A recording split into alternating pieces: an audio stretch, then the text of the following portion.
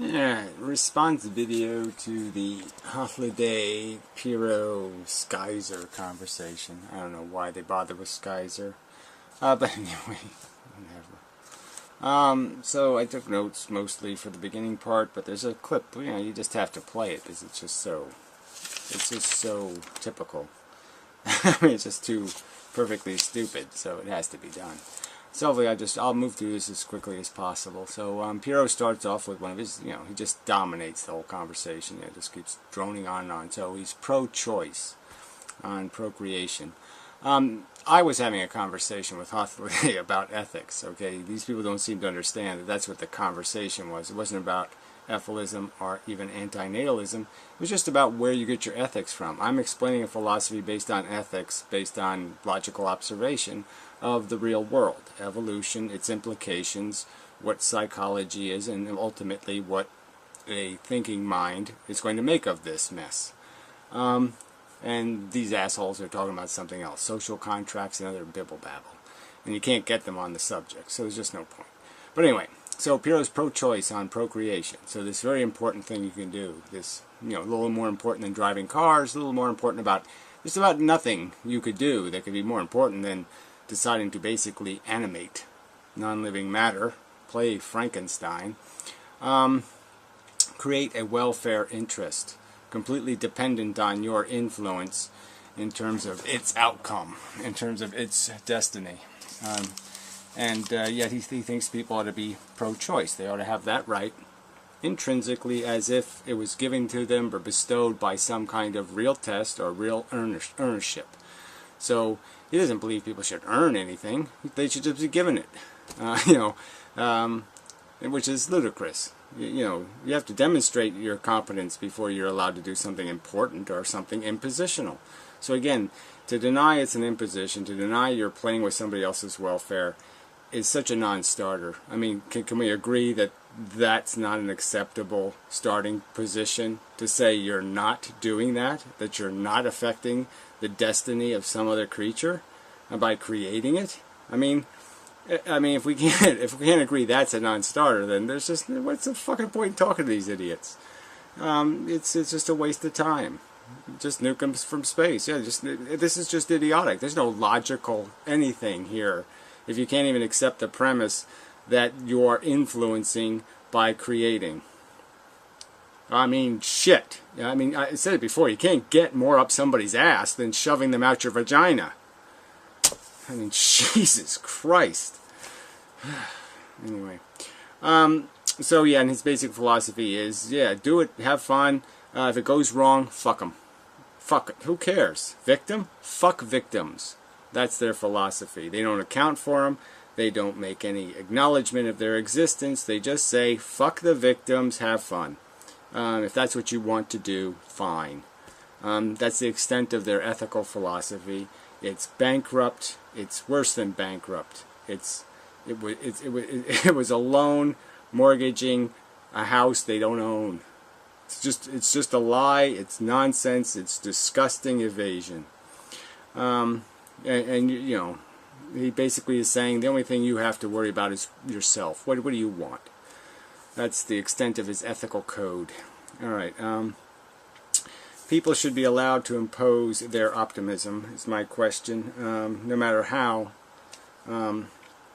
unfounded in logic, right? So, again, he's going to turn this into a negativism argument, saying ethilists are negativism. And no, they're saying this is the reality of the circumstance. So if you want to play that game, then we just call you optimists, unrealistic optimists, and discount your philosophy.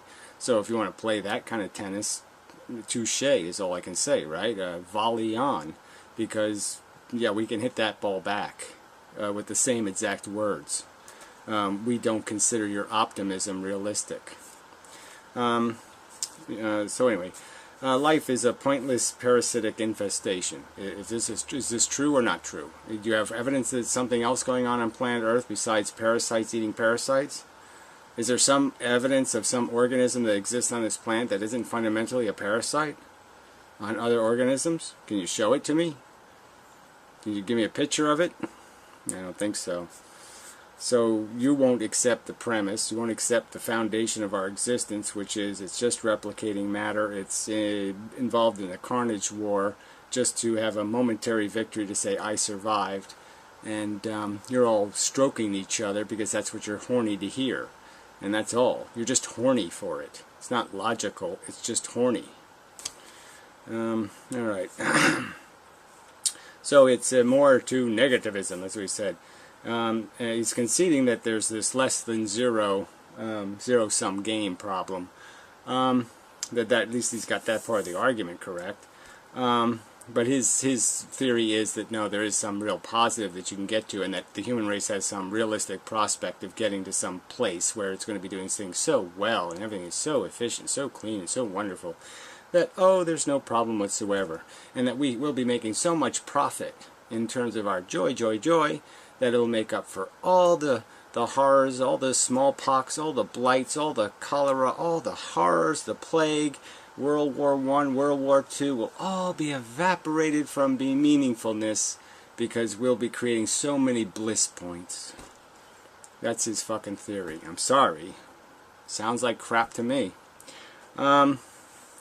Must value the circular, therefore must value the... Oh, okay, yeah, the calculator, therefore the calculation. So Styzor has this idiotic theory that the reason why humans are valuable is because they can show up and declare value.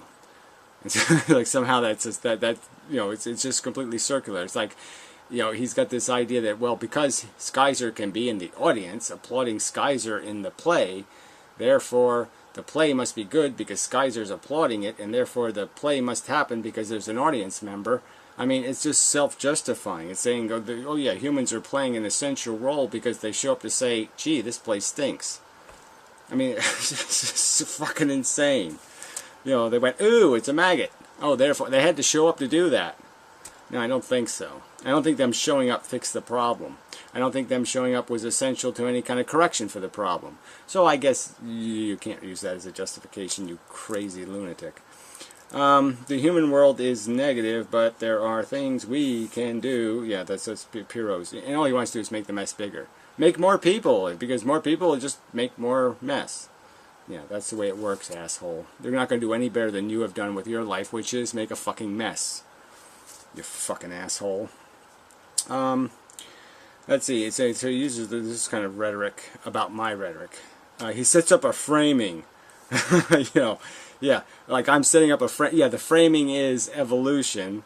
The framing is an accurate description of what our psychology is made of and for, what its function is in the real environment, and why that function doesn't provide much option for a good game. That we're made to play a shitty game, and there's not any other game in town, but I want, I'm going to take. And he can't figure that out. So, again, I could just use this argument. He talks more about this, yes, joy is crap. And so I keep saying, well, yeah, it is crap. So I just go back to the analogy. This is Pyrrho. If there was 3 Pyrrhos and 1 Inmendham, right? And the 3 Pyrrhos voted to go to the fun park, and the Inmendham said, I don't want to go to the fun, you know, they all had to do whatever you voted on. I get sick, it's going to be horrible, I'm going to have a horrible time, it's going to be awful, awful, awful, it's going to be the worst day of my fucking goddamn life, please do not force me to do this. So the 3 Pyrrhos would just say, fuck you, okay, we're horny for happy, happy, joy, joy, we want to chase pink balloons, and we're just going to pretend you don't exist, okay, your suffering is not going to ruin our fun. But the bottom line is it does ruin it. It does spoil the bad apple does poison the pie. I don't need to mix much horrible suffering. I don't have to mix much torture into an equation for that equation to become unacceptable. It takes a very little amount of torture, okay, to ruin anything. Okay, a football game, the Super Bowl. If I told you before the Super Bowl, well, to have the Super Bowl, we're going to give a 5-year-old cancer. Would you want the Super Bowl? Would you say, well, no, let's just would you reasonably say, no, let's just cancel it? I would. I can think of no event, okay? If you told me to have my garden, the kid has to get cancer, I'd say, yeah, burn it down. I mean, you know, it's short of making me impotent or something. I can't think of too many things I wouldn't say, yeah, take it, to prevent that suffering. So let's not pretend our joy is equal to the suffering. Let's not have, do not force me to make 7 million different analogies to explain to you how if you really had to go to the store and pay real suffering for this shit, you wouldn't pay for it. Because it's too fucking expensive. And you goddamn know it. If it were your kids and you knew your kid was going to be paralyzed by pee-wee football, what, you're going to tell me you'd still vote for it? I mean, you're just such fucking hypocrites. It's okay to paralyze somebody else's kid, yeah, as long as it's not my kid. And you're telling me this is some kind of ethics I'm supposed to respect, or I'm supposed to understand logically, and I'm supposed to say, gee, that makes sense. No, I don't think so. So then he gets in this whole conversation about joy, and the funny thing is that, you know, he's talking as if it's something different. That it's a different function of the brain or something. And then he goes back to using the word satisfaction. And you're just saying, well, fuck you. You just blew up your own argument because you're conceding that satisfaction is, you know, 95% of what we call joy, is satisfying a needed condition. Joy is created when the noise stops, when the guy stops mowing his lawn, okay, when the rain stops, when the air is clean and you can breathe it again. That kind of shit. That's what it's created by. So anyway, alright, if objective negative deprivation, why not objective positive joy? So again, so he's just going to sit there and pretend, okay, yeah, the joy is equal to the negative, and that somehow, you know, in turn, just as powerful. So, and that we're running okay. It's not that bad. Okay, we can fix this. So he's not even conceding that it's a horrific deficit for the biosphere we're dependent on. He's not acknowledging that suffering at all. He's saying it somehow works out all okay. All right, he's never interviewed the animals after they've been eaten alive and gotten their testimony. I didn't even argue to Hythloday. You know, he's such a hypocrite. You know, he keeps talking about you know, this human volition crap and this human ability to make a statement. And animals make a statement all the time. If you ask an animal, does it, you know, start sticking the knife in its ass and see, pretty quickly it'll say no. It'll say no, and you know it's saying no. You know the pig is saying no when you're tormenting it and then killing it. You can hear it saying no if you pay any attention at all. You can hear it saying no. Leave me alone. You can hear it. Right? So don't tell me you can't hear it. Don't tell me it's not saying it. Fuck you. You just don't want to hear it. Because you're a bigot. Alright, anyway. So, yeah, this, you know, we know that joy is a function of dependencies, addictions, desire, that these senses of appetite are aroused in us, and it's a need state. Okay? It is not the same as suffering. So it's just stupid to say these are opposites, they balance each other, no problems, blah blah blah. It's bullshit. Fuck. Irritations. Anyway, people. Whatever. Back to business. Okay, so how many rainbows does it take to undo one non-consensual cancer victim? There you go. How many joys? Will these assholes ever answer these questions? No. They'll never give you an answer. They just don't give a fuck. They're nihilist, motherfucking, selfish cunts. Period. There's no ethics here. Their ethics are, I'm a selfish fuck. There's no ethics. Alright. So Pyrrho says, I'm a relativist, which basically means personal choice ethics. Yeah, right. So this has something to do with reality. And you know, at the end part, the part I just ended at 22-28 where he's talking here, he's doing it again. He's just changing the meaning of words. He says, oh yeah, well I believe in value relative. I'm subjective, you know, and then he just changes the word subjective now to mean, oh yeah, it's a conversation about subjects and objects.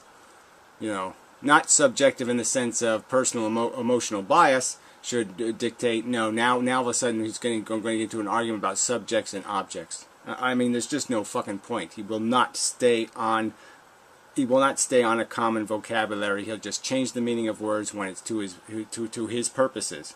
He has no ethics when it comes to even abusing language. He will abuse it. He will rape it and molest it. He's a fucking cunt. Anyway. For each person to create their own equation. Okay. Can you get any... I'm sorry, but no, you can't do that in math, and you can't do that in logic.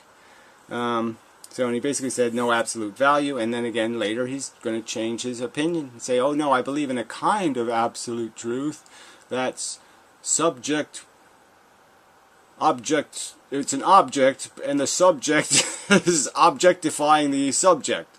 You know, that kind of shit. Anyway. For themselves, more or less. There you go, right there. That's what he says. For themselves, more or less. So you just do the equation, see how you profit, and that's all you really got to worry about. So value relative just means value selfish. It's all it is. You might as well be Ayn Rand, motherfucker. Same difference. Then Styzor chimes in. What does it matter if suffering or joy? It doesn't matter. Okay, he just says that it doesn't matter. Suffering and joy have nothing to do with the function or evaluation of ethics. You can torture as many of them as you like because it just doesn't matter. And why is anybody reasonable wasting time with somebody who believes that? Why? It doesn't matter how high. World War IV, World War V, World War VII, 12. You could pile the victims as high as you want. You'll never choke that asshole. That's how big a cockroach he is. As long as it's somebody else. As long as it's not his sister or his kid. Yeah, I bet you that's his rule. I bet you. So anyway, okay, yeah, not enjoying dying of cancer is just a psychological problem. So this was another one of Pyrrho's perversions. I think it was his. That somehow, if you're suffering, well, that's because you have a psychological problem. That was essentially the argument. So if you have a tumor in your brain, you're just being a silly psychology to interpret that as suffering. If you're currently afraid of dying horribly in some awful way, well, don't, because you can just psychologically pretend you're not going to do that. And that when you're actually dying in a horrible manner, just psychologically say, I'm just psychologically pretending. It's not really horrible. So yeah, just pretend that the 10,000 pound weight on your nuts isn't the 10,000 pound weight on your nuts. I mean, this is just stupid. So anyway, again, they still haven't explained the joys that have something non-relief related. Most of them are relieves of some binding condition. I asked a question here just for the hell of it, but what if everyone need to climb Mount Everest to get a boner? Yeah, or to be joyed. Would everybody be entitled? What if it cost $1 million? Would everybody be entitled? Yeah, right. An earned system. No, a gamed system. I don't know what that means. The blah blah be damned dish. I don't know. Just telling the answers on the answer form. Oh, okay. So he's just telling the animals on Animal Farm to shut the fuck up. That's basically his response to anything that's a victim, anything that's being abused or tortured or tormented. Just shut the fuck up. That's the extent of his ethics. He'll take no accountability. He'll take no responsibility. Because he's a glib motherfucking cunt, selfish asshole. Alright, relative goods are created by eliminating bads. Yeah, well, I mean, we all know that, right? That, this is the complexity of the scenario, is that the thing we call a good is, in many, many cases, correcting for a bad. So that's a truth, okay? But the bads aren't the absence of a good. Okay, so this idea that you can just set these things up as these are positive and these are negative and they cancel each other out is not a reasonable way to diagram the mechanism. It's not how our brains work. It's not how sentience works. That's why we have a thing called desire. and addiction and attraction and all of that. Subjective versus objective. Well, obviously, like I said, I think we know that's things that are peace, serenity, relief, calm, relaxation, distractions. These are all distractions from some negative condition. So we know that most of our gratification comes with the elimination of the burdens. If I take away your financial problems, you'll be relieved, comforted. If I take away your obligation to go to work, you'll be relieved and comforted. It's just the truth. Empathy and emotionally invested. So that was the Styzor bullshit. Yeah, and I've explained why I'm emotionally invested. Look, asshole, if I'm right, okay, you people are committing a crime that makes Hitler look like a jaywalker. Okay, the crime you're committing is so obscene. It's like 1,000,000 times the Holocaust. All right. Now, if somebody can't get emotionally invested, if that's what they're seeing, then I'd say they were broken fundamentally. So yeah, I'm emotionally invested because what you're doing sucks so incredibly badly, and you're such an evil motherfucker. Okay, joy and suffering don't matter. Those are his exact words. So why are we conversating? Why do I have to have a conversation with somebody that's stupid? Yeah, I should slowly get raped by a rhinoceros, I believe I put there.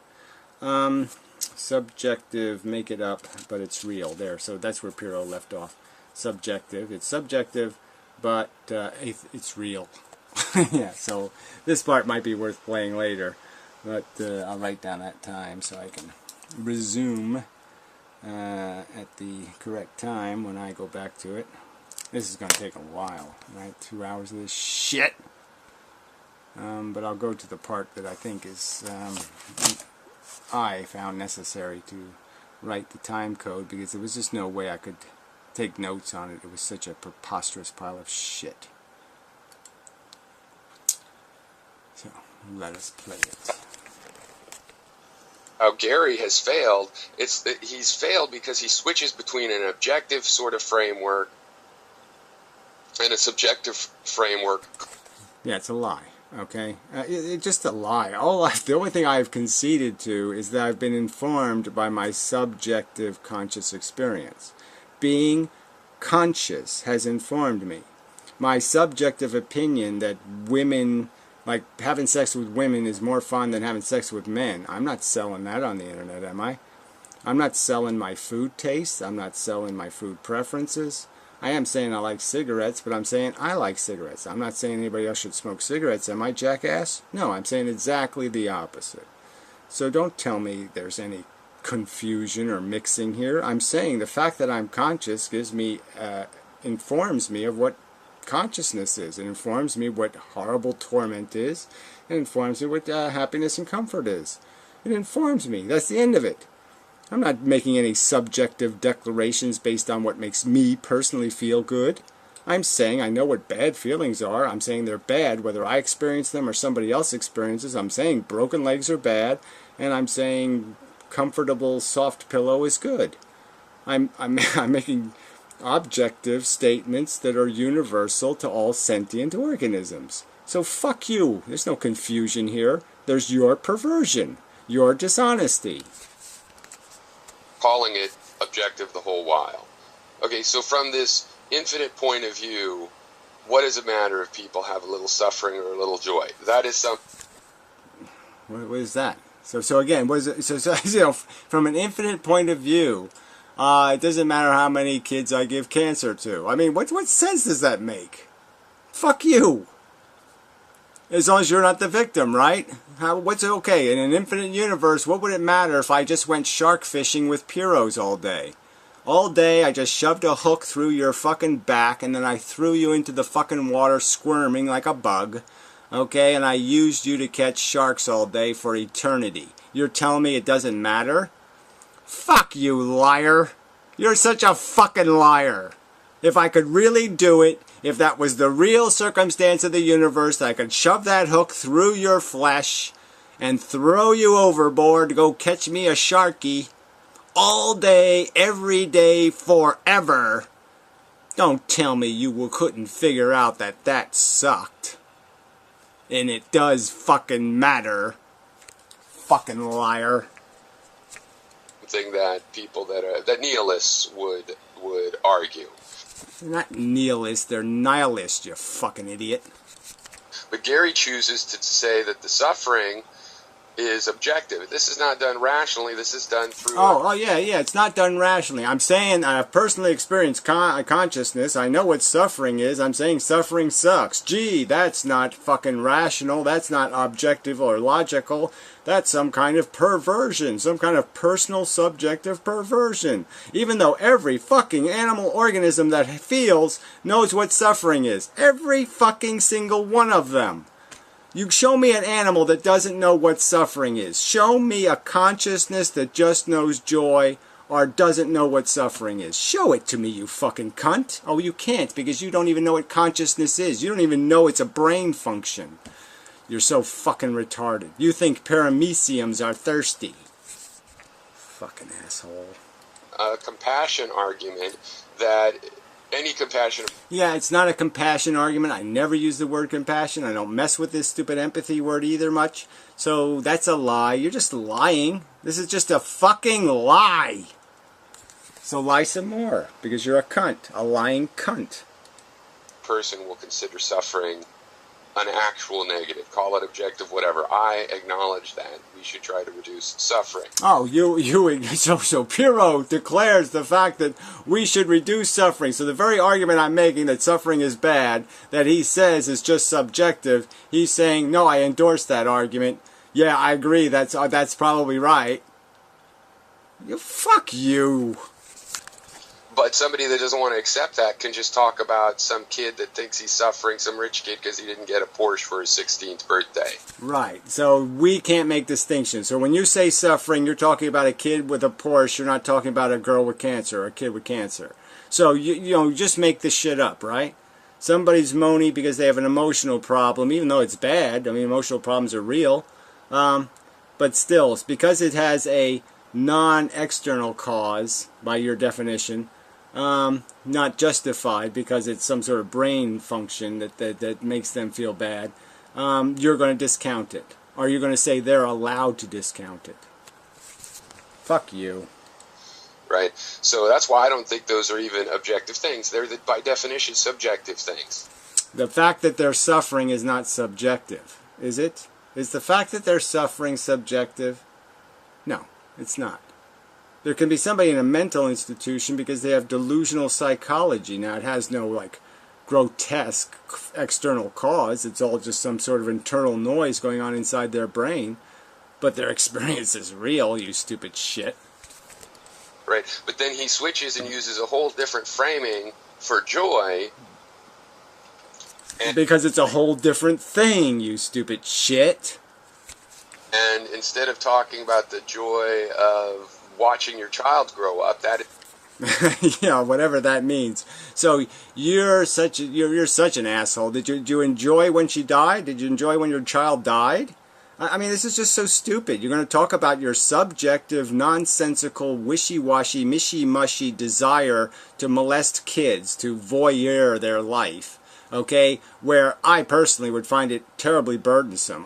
The worry alone, just the worry alone. Because, see, I'm logical and rational, and I already knew when I was fucking 10 years old that having a kid would mean a huge responsibility. I knew having a pet lizard was a responsibility. It needed to be fed every day, and you had to make sure birds didn't eat it. But you're too stupid to figure any of that shit out, and that's why you fucked it up. It's because you're a stupid motherfucker. is suddenly meaningless, and he will pull that 16-year-old kid kind of trick on joy by calling joy just an orgasm or personal gratification, using some form of joy. Yeah, no, give me any example of your joy, and I'll say it's just something you're addicted to, okay? You're saying you like soccer, and I'm supposed to say it means something. Okay, I'm saying watching a kid grow up is not joyful for me, it's a worry for me. So for me, there's no joy involved, there's just intense and constant and perpetual worry. So You know, what do you want me to say? Yeah, your subjective enjoyment of your stupid soccer game, to me, might as well be the Coliseum. It might as well be watching a carnage war. I'm not going to get any joy out of this. So why should it mean something to me? It doesn't logically mean anything to me. I don't think there's any absolute statement you can say, it's absolutely a good thing to watch children grow up. No, it isn't. It's your stupid fucking emotional taste. You have an emotional problem where you need to voyeur, okay, other people's lives and somehow gain satisfaction from watching their hearts get broken and for all their skin knees, and then when they get cancer and die, you somehow like doing that. Well, I think it's disgusting and grotesque. Somebody else is getting, taking the negative hit from. Right, so it's like a zero-sum game that's actually a negative-sum game. Like you like. Well, a zero-sum game implies negative sum in the sense that you have to do it perfect to get to the zero. So yeah, obviously a zero-sum game means you're probably going to be in negative ground.